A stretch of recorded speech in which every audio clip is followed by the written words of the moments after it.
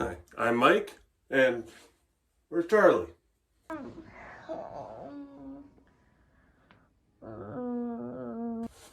Guess she's sick and I'm going solo today. Welcome to Bax's Balls. Here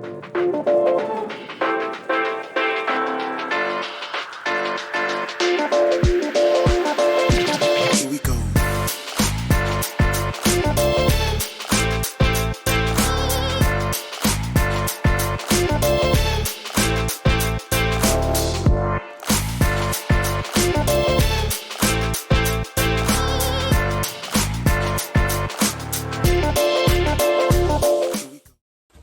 So in today's video, we're going to be talking about substrate that you can use for your ball python. I'm talking ball python specifically, not all snakes, not corn snakes, king snakes, all that kind of stuff.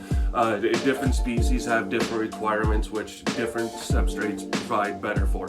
So this is just for ball pythons that I'm getting into. So there's a lot of different picks and a lot of people prefer different things. So I'm just going to give you my preference and my opinions on things, and you can sort of play it out for yourself and see what you think. Here we go. So my top pick is Coco Husk. This stuff is great. Reptichip specifically, if you guys can get this, is phenomenal.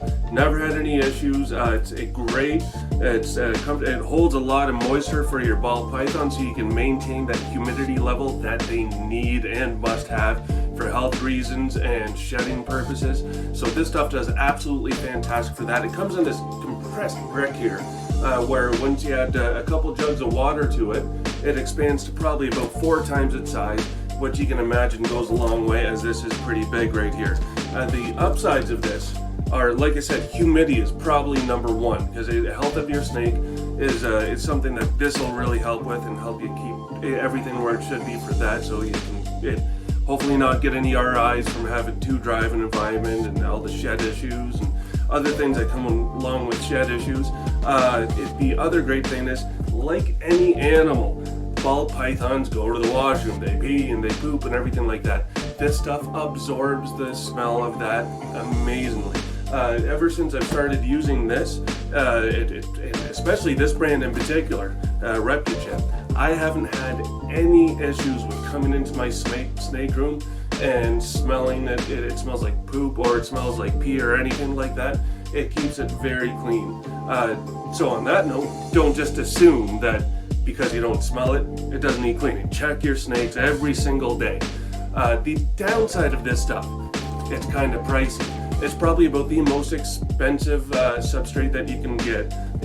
This brick here, if you don't get it at a bulk price, I think it's $25 Canadian per brick, or maybe 27, I'm not sure, 25, 27, somewhere in there. And once you get a bulk order, I think it goes down to 20, 22, somewhere around there. So it is still a little bit pricey, and it does add up after a while, but it is by far the best bang for your buck and best quality. There's a couple different kinds of this. There's Reptichip that I have here, and there's also Go for Coco. A little bit of difference between the two, and I'll go over that in just a second. So first, this is Reptichip. So this is what it looks like when it's all broken up there. It is a little bit dusty, so you could sort of sift it out a little bit. It's not too dusty where it really concerns. Sometimes people have allergies, and it can sort of affect that. And if it's affecting you, then you could also think that it could possibly affect some of your animals. But for the most part, and this is also the end of a bale. It's all of it's not like this. I'm just reaching the very end of this bale, or this block of cocoa here. So this is what this looks like, and it's nice and small too, so you can use it with just about any snake and it'll be fine, a hatchling or a full grown one, and it's perfectly fine. And this is Go for Coco. You can get it in a couple different sizes, and it's you can tell it's larger pieces, larger chunks of cocoa husk, and it's pretty clean looking, which is great, so minimal dust. Like I said, it's great, no allergies, no reactions to it at all. And you do have the couple different options and sizes. You have the large chunks here, which I use for my adults and my boa constrictor. And they also have the smaller one, which is pretty similar to the Reptichip there. Go for Coco's, a little bit more expensive. Both are fantastic products. I suggest using either one of these if you have ball pythons. Now, the best thing about these substrates that are made specifically for pets and in the pet market is they're pretty safe. You're not going to find a lot of parasites or bugs or anything like that because it's made specifically for pets. They go through treatments and whatnot, and they try and make it as good as possible before it makes it to your pet. You can get lower price blocks that are meant for the pet trade as well. They're still pretty good, but you can end up getting a little dusty, and sometimes parasites, mites, or other things might make their way into those other ones. That's why I just sort of give the extra couple dollars for either go for Coco or Reptichip. They both work great for me, so that's that. Next is Cypress Mulch. This is good because it retains humidity just the same as what Coco Husk does. So it's good there. You're going to get that level of humidity for your snake's health, for the shedding, reduce the possibility of an RI and so on. So it's good in that way. The downside of it is that it's not made for the pet industry. That's not why it's designed. It's designed for landscaping purposes, for being outside. So they really don't care or think about the fact that there might be parasites or bugs or anything in there because it's just going in your garden anyways. Not saying you're going to find this in there all the time, but it can happen. So there are people that use this stuff that I've heard, and now this is just I've heard. I haven't had to deal with it myself because I've never used it, but do your own research. People have said if you freeze it for a couple days, 2, 3, 4 days, then that can kill off any parasites or eggs that might be in there. Other people say that they bake it for 15 minutes at 320 degrees, and then that'll take care of it there, which makes sense to me, but I don't know how well it'll perform after it's baked. After it's frozen, I imagine it'll perform all right still, but whether or not that would kill everything beats me. So if you're going to use it, do your research, know that you can't be taking chances with it, and then you can decide what you're going to do from there. It's definitely cheaper than Coco Husk. It's probably like $8-10 a bag. So it can be an option that a lot of people do use. Next substrate. Aspen's what we're going to talk about now. So with Aspen, you usually find that in the rodent world, hamsters, mice, gerbils, ferrets, whatever. That's usually where you find that. Things that don't require humidity is key. You have something that requires humidity, and then you're going to end up with problems with this. You can't spray it down or add water to it the same as what you would with Coco or Cypress. You're going to end up with mold issues, and you're going to constantly end up chasing that, and it's going to be a problem. If you are dead set on using Aspen, what I suggest you use is a humidity box. And this is sort of what it looks like here. And you just put some substrate in it. The sphagnum moss is definitely a good thing that you want to put in it. And you cut a little hole in the side of the box where the snake can get in and out of, and you just put the lid on top of it.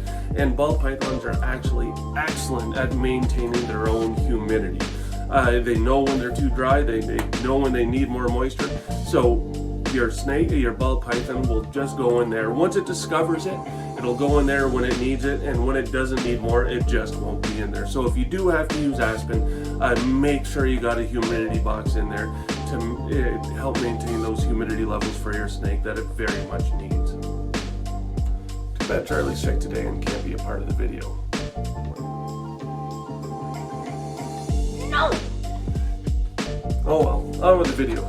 Now we're going to talk about Plantation Soil, Eco Earth, coconut fiber. I'm going to group all those into one as they're all kind of similar. Coconut fiber, like the coconut husk, except it's not husk. It's just the fibers off the shell, just a bunch of fibers.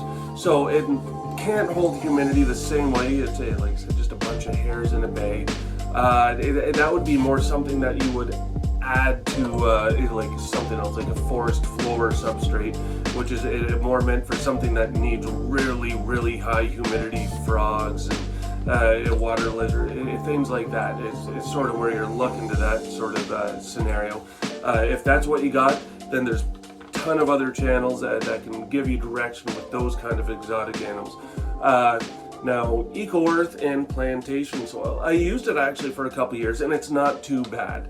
I definitely prefer the coconut husk, and I used it until I found about Coco Husk, and then I switched over to that because it is just leaps and bounds better. You can maintain humidity. It is a bit more difficult to maintain humidity with Plantation Soil or Eco-Earth versus a Coco Husk. But it certainly can be done. You just got to pay attention to it. Now the downside is when that stuff gets dry. If you thought something else like Coco Husk or it was bad when it was dry, this stuff when it's dry is just dusty beyond all belief. So if you have any sort of issues with that kind of stuff, dust, and you react to it, that's definitely not one for you. You also got to think about your animals too, because if you're not reacting well to it, you might have animals that won't react to it well also. So think about that. That's a big one too. Other than that, Plantation, Eco-Earth, a lot of times you see that within the spider trade. It's a lot of times actually, if you see spider keepers, tarantula keepers, they usually use Plantation Soil, Eco-Earth, and it's great for that kind of stuff. I don't find it too great for the ball python, but do your own research on it and figure out what you like. Next. Now, the last two are paper towel and newspaper, shredded or otherwise for the newspaper. A lot of people do this, and I'm not a fan of it personally, but a lot of people do this for the simple fact that it's very easy to clean. You just open something up and then you take out the dirty newspaper, the paper towel, and then you wipe the cup down, you put the new stuff in, and then you're back off to the races. There is that aspect of that. It could be kind of nice, but at the same time, there's a lot of downsides to it, as well as it is. I find it to be such the minimum that it's just I don't like it as much. But the issues with it are odor. If you do the paper route, paper towel or newspaper, and you walk into a room, you can have 1 snake, 2 snakes, 30 snakes, whatever. It doesn't matter. If you have a snake on paper and it goes to the washroom, you're gonna smell it. You're gonna know it as soon as you walk in that room. Now you should be checking your snakes daily anyways and making sure things are clean and looking nice and it's comfortable for the snake, but you are gonna constantly smell it, and it's something you're gonna be constantly chasing, and it's gonna be hard to win that battle too, because they go pee more than what you think. So there's that odor issue, and then there's also molding issue. Newspaper, once it gets wet, because you have to maintain that humidity level somehow. There's a humidity box that you can use in these situations as well.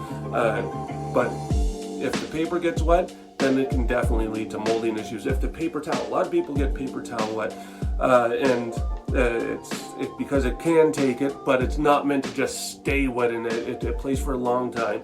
Eventually it will start to mold much easier than any cocoa substrate of any sort.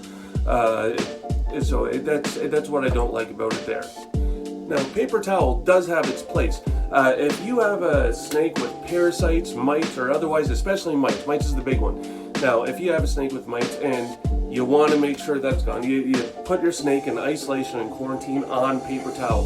The reason why paper towel in that scenario is if there's anything on your snake, any parasite, you're going to see it if you put it on paper towel. So you put it in quarantine, you set it up there, you treat it for the mites, and then you just pay attention to it. And after X amount of time, I'd say probably about a month is what I do, because I don't want mites in my collection. God no. And after you see no mites for probably about a month, and you'll see it clear as day because they're black and they'll show up on this white paper towel. So once they're gone, you'll know because you're just not going to see them anymore. That's where paper towel has its place. Other than that, I wouldn't use it too much, but it's your choice. So that's it. That's all the different kinds of substrates. Like I said, do your research. I'm no expert. I just have experience with reptiles and things that I've done and things that I've used. Form your own opinion though. Try it out, and if you use something else, let me know. Put it in the comments, and I'd love to know what other people use, or if you use something that I said and I missed something, for better or for worse, let me know, because I like to know these things as well. I want everybody to get the best picture of what they can to take care of their animals through this channel. I'd love to be a reason that animals are kept better and happier, and people and their owners can enjoy them more too. So let me know what's going on. and like, share, subscribe, and then we'll keep this going. Until next time, people.